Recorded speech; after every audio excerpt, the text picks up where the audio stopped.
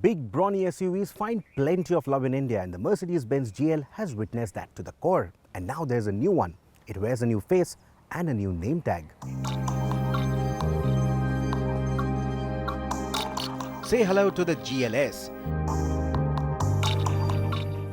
We've explained this in the past, but for those who don't know, the GL prefix stands for Merc's SUV classification, and the S suffix and the billboards will tell you that this is the S class of Mercedes-Benz SUVs, and therefore it has the size to match.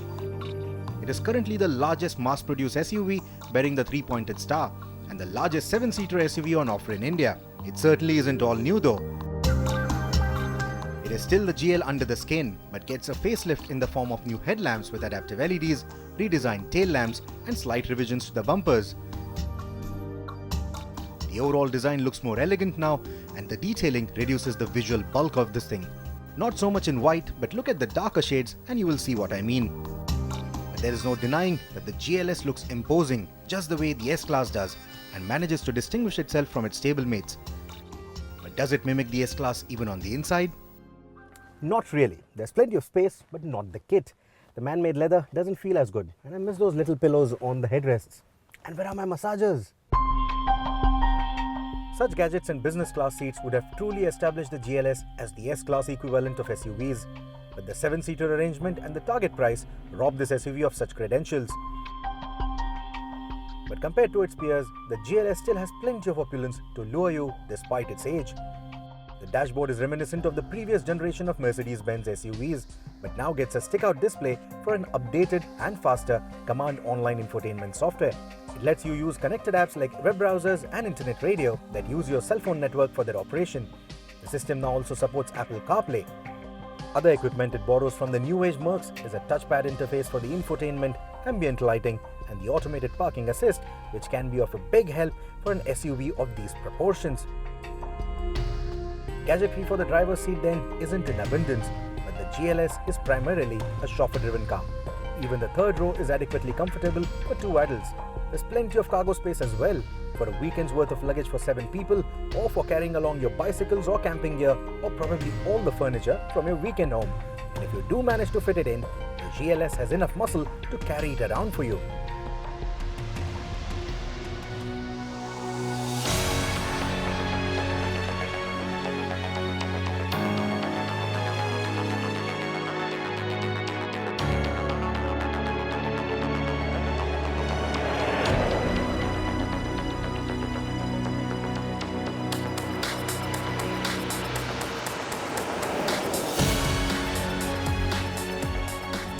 The last time I drove an SUV with a footprint as large as this, it had a massive 5.5-litre V8 under the hood.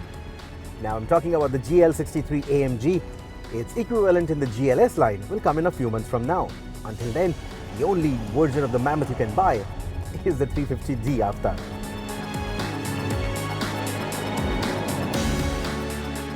Means that under the redesigned bonnet is the familiar 3-litre V6 diesel producing 262 PS of power and 620 Nm of torque.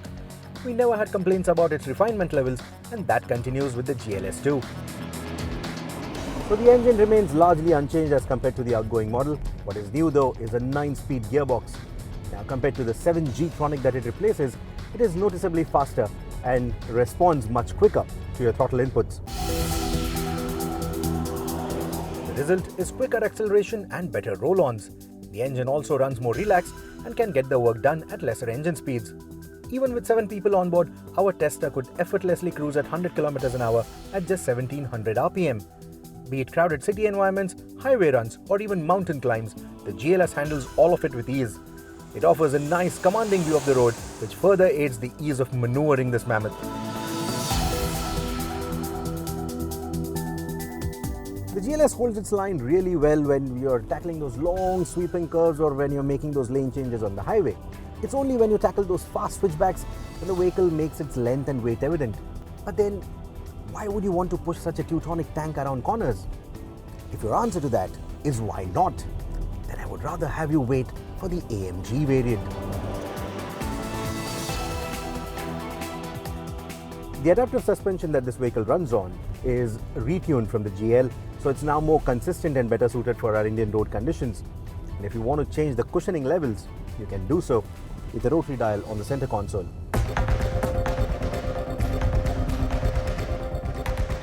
Mercedes-Benz calls it Dynamic Select and lets you choose between 5 driving modes: Comfort, Sport, Slippery, Off-Road and Individual.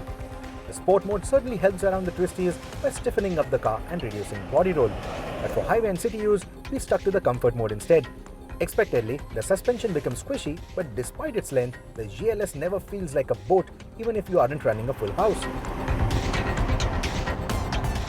Having driven the previous GL extensively in snowy conditions during the multiple overdrive winter drives, I will admit that this mammoth does feel unnerving in slippery conditions, so I'm certainly looking forward to testing the slippery mode up in the Himalayas.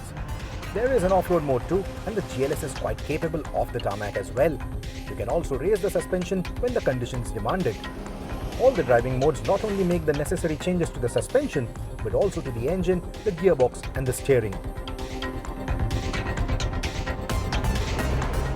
Like in the GL, the steering still continues to be precise and assisted, and therefore it lacks that feedback. It feels a little disconnected. It doesn't feel as chatty. The one in the AMG feels a lot more communicative. So if you think that things are going to get boring in the 350D, again, wait for the variant from Affalterbach. But as I mentioned before, the GLS 350D is more suited for those who are driven around, and in that sense, it is one of the most comfortable 7-seater SUVs that you can put your money on. Now, times are not going to be as easy for the GLS as they were for the GL, because there's some pretty serious competition that it has to fend off. There's the gorgeous new XC90, the tech-laden new Q7 and an improved version of the already capable Porsche Cayenne. Now, this little badge will shield this car to an extent until an all-new GLS comes out in a couple of years from now. But if you've always wanted to get one of these, this is the improved version. It's got a nice new gearbox, a lot of new equipment, an improved suspension setup, and it looks a tiny bit better.